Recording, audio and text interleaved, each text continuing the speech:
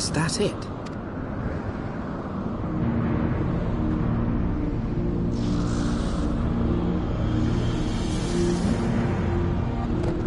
Aye, that would be the Eyrie.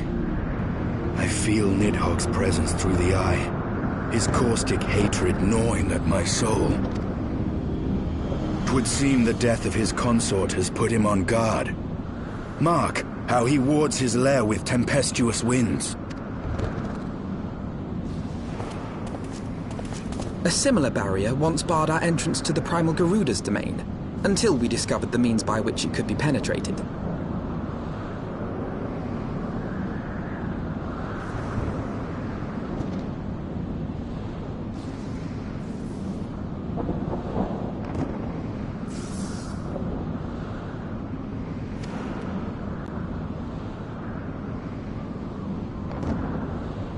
Mayhap it is time we called upon Master Garland. It will be just like the good old days, no?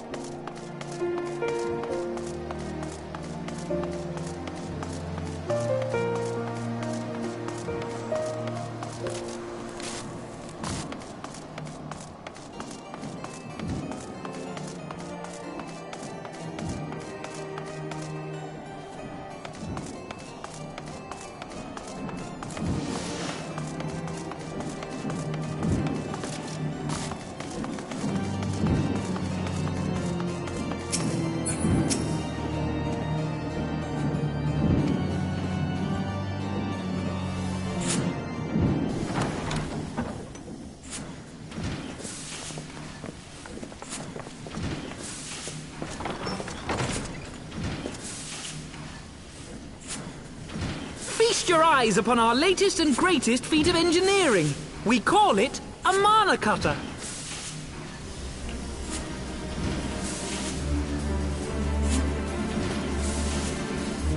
After you put down Gaius, Wedge and me struck out on our own for a bit, and started work on the successor to the tiny Bronco.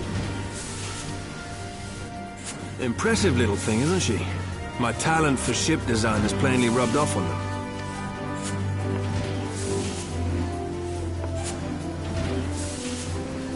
They've adapted the principles of corrupted crystal technology and constructed a mechanism which converts ether from its surroundings into elemental wind. Said wind is then harnessed by the specially engineered sails, providing the craft with propulsion and lift. All in all, a most elegant solution. I'm actually a little upset that I didn't think of it myself. The design does, however, come with one small flaw. The energy conversion ratio is bloody awful. To generate enough power to get you off the ground, you need to be in an area awash with predominantly wind-aspected ether. In other words, there are a few places you can fly, and lots of places you can't. The new Ishgardian airship hasn't left the boys much time for tinkering, meaning it may be a while before this particular project takes off, if you'll forgive the pun.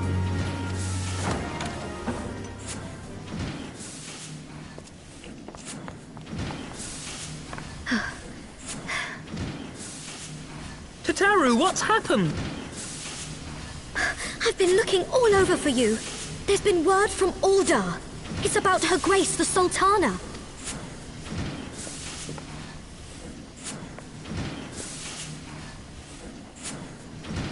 It seems you're required elsewhere. Leave the mana cutter with us. We'll see that she's airworthy and suitably equipped to slice through those winds.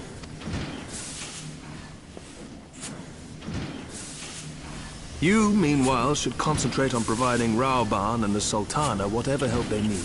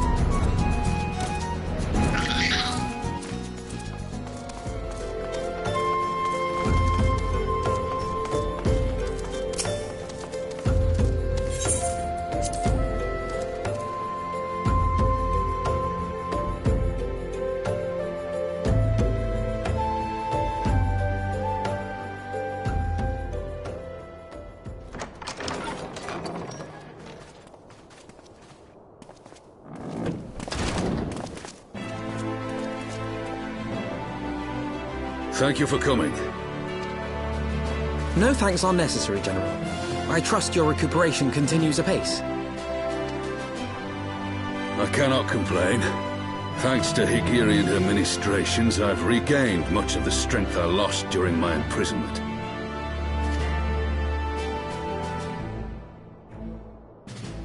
I gather you have made progress in the search for Her Grace. Aye, some good fortune at last. A few days past, Dulala informed us that a sizable shipment of alchemical supplies had been delivered to the palace.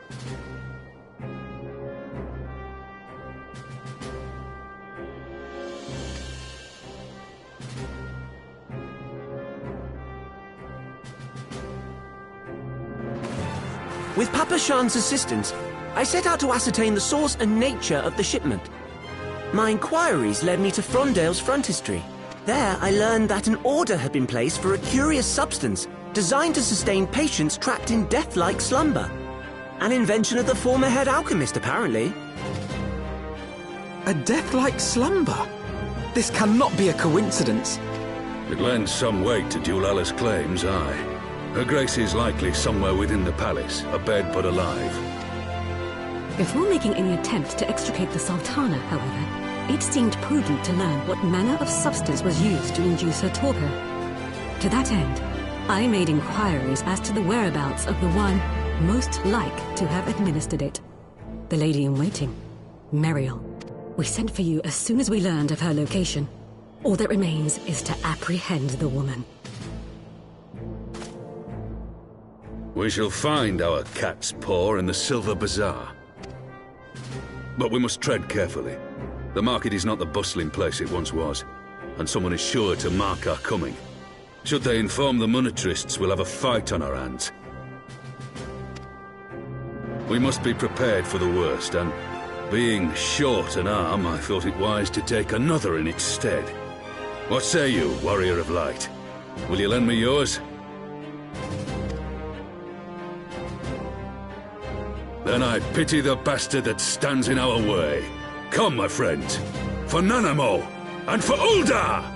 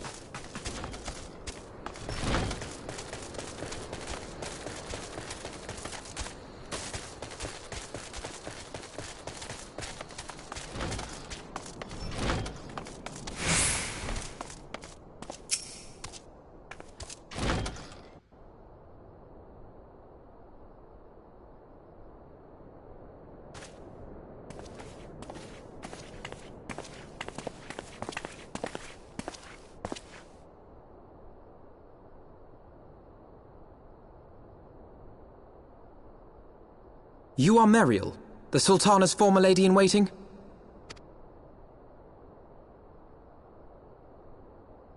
I know no one of that name. Pray excuse me.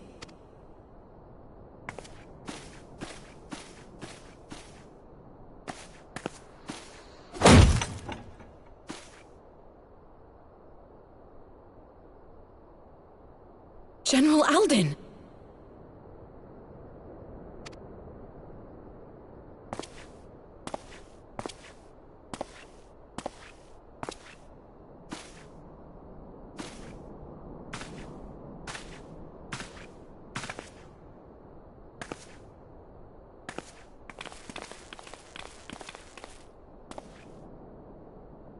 We will have the truth from you, girl.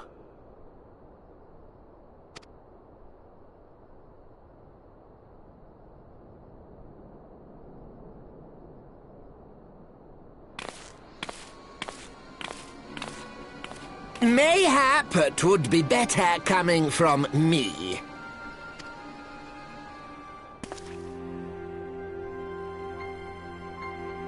Lonorito, you'd best talk fast.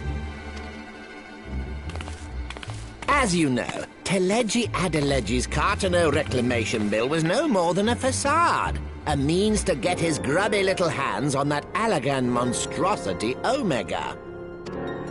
When he learned of Nanamo's intention to abdicate, however, he was forced to amend his plans. Suddenly, assassination seemed the most promising way to further his ambitions. I am told Teleji had discovered a maid in whose veins ran the blood of House Thorn, a new, more pliable puppet to sit the throne. 'Twould have caused an uproar, of course, but few could have contested her claim.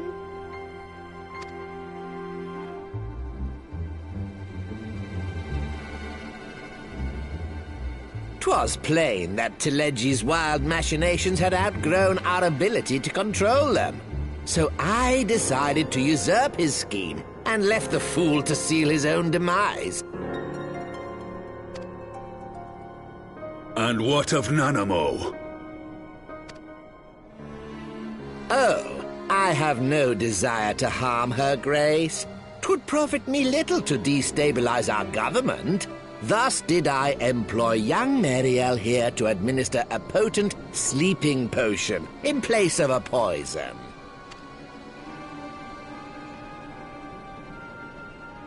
You should know, General, that your dear friend Ilberd was fully aware of my plan.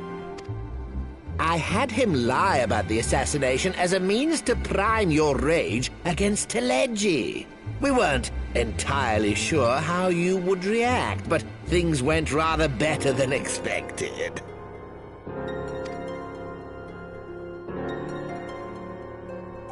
You conniving little worm! You had your claws in the Crystal Braves before their first recruit had sworn to serve!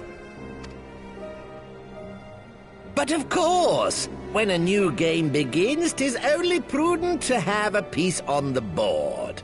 Ilberd was mine. Truth be told, a significant proportion of the Braves' initial endowment was also mine. With such large sums moving about, 'twas a rather trifling matter to disguise my own contribution. Ah, Ilberd. I secured his services with a promise to support his cause once my authority had been solidified. I swear, the man thinks of naught but prizing Alamigo from the grasp of the Empire. Unlike you, General, the poor fellow seems quite unable to forsake the land of his forefathers. Mayhap that's why he called you a traitor to your people and a disgrace to your homeland, amongst other things. What was it he always compared you to? Oh, yes, an overgrown lapdog begging for scraps at the Sultana's table. Alas, Ilberd's entertaining little outbursts eventually gave way to wearisome tirades, and the zealous brute became rather Unruly. I had no wish to see you executed, you understand? But he would not take no for an answer. Rest assured, his employment with me has long since ended. Which brings us neatly to the present. What say you, General? Both you and the Sultana are alive. We have one corpse and one fugitive. And preparations have been made to restore your good name. Shall we cry quits and start again with a blank ledger? The hells we will! Do you honestly expect me to forgive and forget? After all you've done? You're guilty of high treason! Stay your blade, Master Alden. You yourself are not innocent. Or have you forgotten your own crime in executing Teledji Adeledji without trial? Though you acted out of loyalty to the Sultana, such deeds are in violation of both the word and spirit of the law.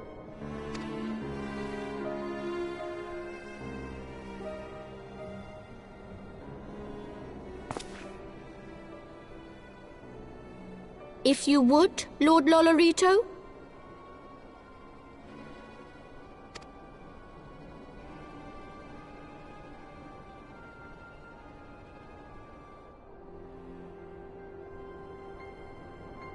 This potion will wake the Sultana from her slumber. Consider it a gesture of conciliation. You will find Her Grace resting comfortably within her private chambers. Should you doubt my word, I shall willingly accompany you to the palace as your hostage.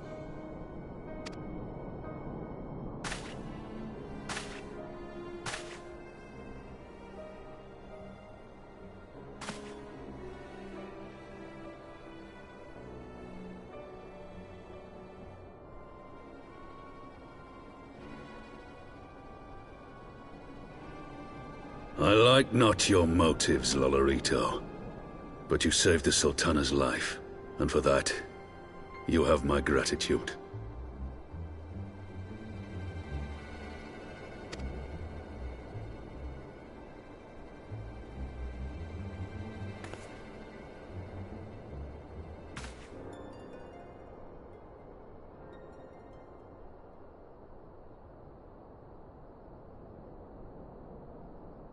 Rauban Aldin, you are hereby reinstated as General of the Immortal Flames.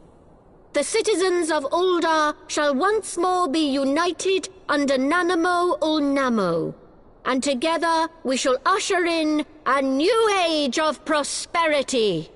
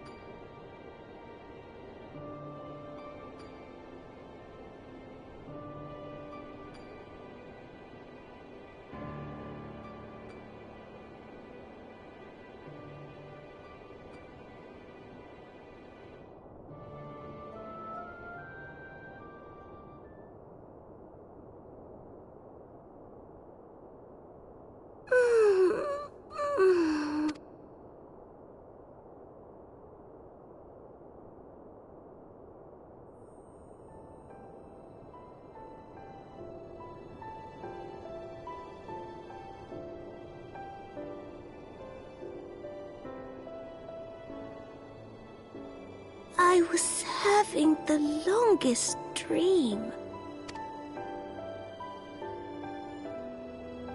'Tis time to wake up, Your Grace. Another day begins in Thanalan, and the sun blazes bright upon the sands.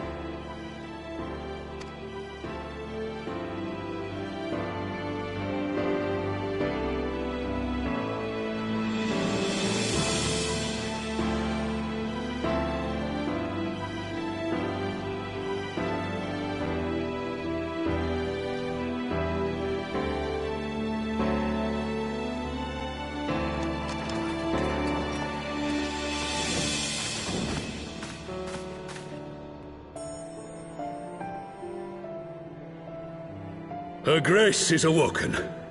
The palace physician assures me she is none the worse for her slumber.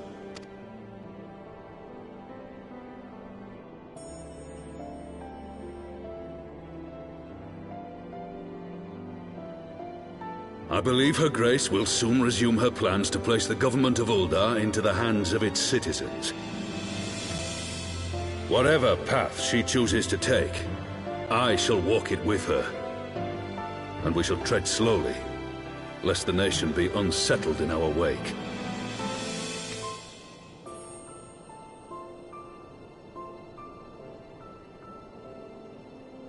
Her Grace's compassion is a shining beacon to us all. But what our city truly thrives upon is competition.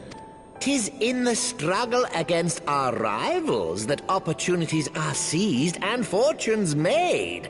And with the Empire on the offensive once more, now would hardly seem the time to turn our system of government upon its head.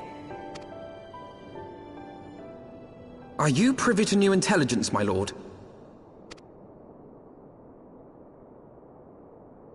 I would hardly call it new. Remind me, what was the name of that enormous Imperial warship which met its end in Mordona? Oh, wait, I have it. The Agrius. Yes, well, 'twould appear that the Garleans have been hard at work on another such vessel. How close are they to completing this ship? Is it operational? Its maiden flight was a success, I hear. I should imagine Emperor Varys is eager to see how it performs in battle. My lords and lady, I move that it is time to repair the damage caused by Teleji Adeleji and prepare our great nation to repel the Empire once more.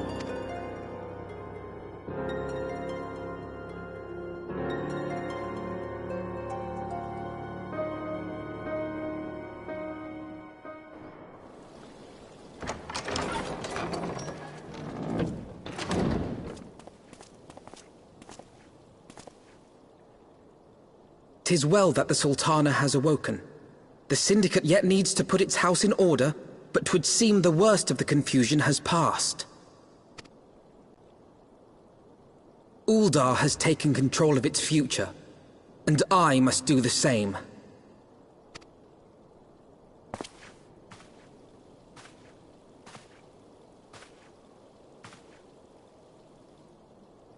I have decided to disband the Crystal Braves. Among the recruits, there were those who supported our Order's goals and convictions with all sincerity. 'Tis my hope that these loyal men and women will choose to remain our allies in the battles to come. As for those who sided with the traitor, Ilberd, they shall be hunted down and held to account for their crimes. It is my earnest hope that they will surrender themselves peaceably when the time comes, though I think it unlikely. Ah, my all-conquering Crystal Braves. The model army meant to pave the way for a single unified Grand Company of Eorzea. That so high an ideal should be brought so low. I need not tell you how deeply the betrayal stung me. Yet I see now that it was mine own naivety and pride which allowed the Braves to fall prey to corruption. As ever, it is to your own shining example that I turn for inspiration. Like you, I mean to stand firm in the face of hardship, and give mine all for the cause. Let us resume the search for our missing comrades, that we might come together to shine the light of dawn across the realm once more.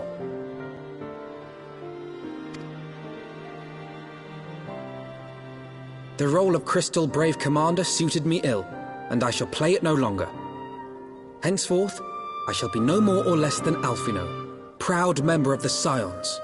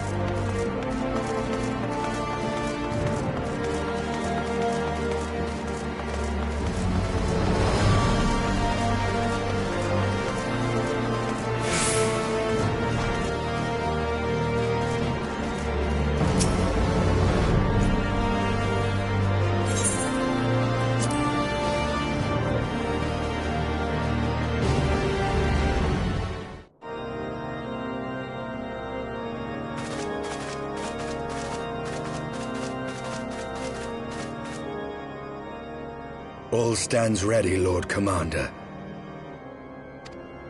Ah, the moment has come then.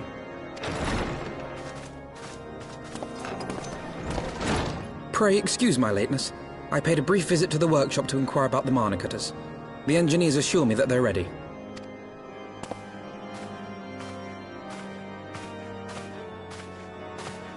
The area is now but a short flight away. Yet what a long and winding path we took to reach this point. Were it not for Master Alphino's proposal, we never would have attempted to parley with the dragons. Though our negotiations yielded little, our expedition with Lady Isar taught us much. You took an unimaginable risk. I could scarce believe the tale Estinian told.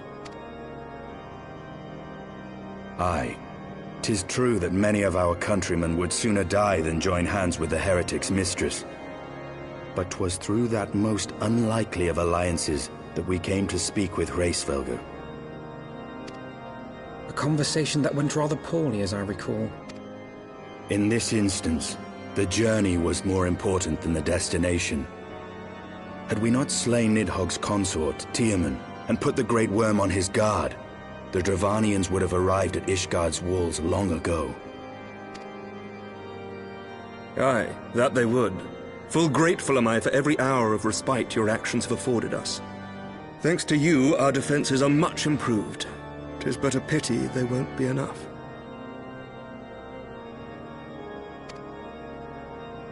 Thus you believe an assault upon the area represents the city's best chance of survival.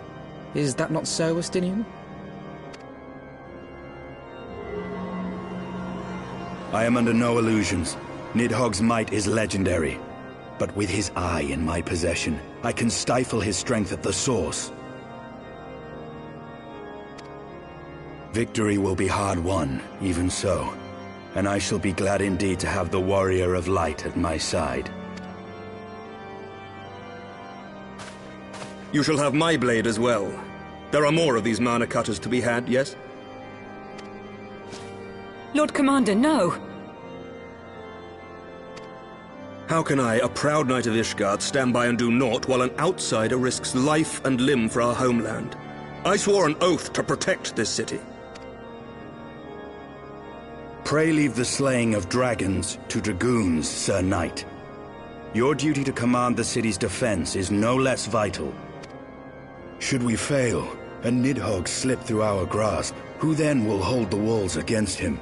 Will you leave Ishgard in the hands of the Holy Sea's zealots? There are others. Who but you has the authority and the standing to orchestrate a city-wide defense? I do not, and neither does the Warrior of Light. That is why it is our place to fight, and yours to remain here, Lord Commander. What? You too, Master Alphino? By the Fury! You have shown some promise, but this adversary is far beyond your skills.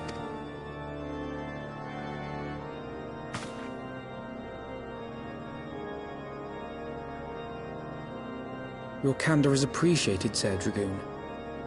I shall remain then and cheer you from afar. Well, my friend, it would seem I have discouraged the last of the volunteers, and claimed the task as ours alone. But if any alive can best this worm, 'tis surely we too.